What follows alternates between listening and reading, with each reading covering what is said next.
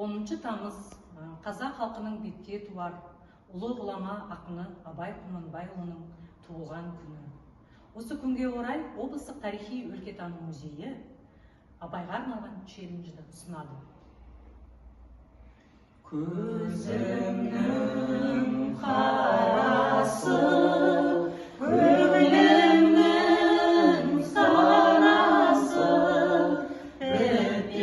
бітпейді-ау іштегі ғашықтың жарасы, бітпейді-ау іштегі ғашықтың жарасы.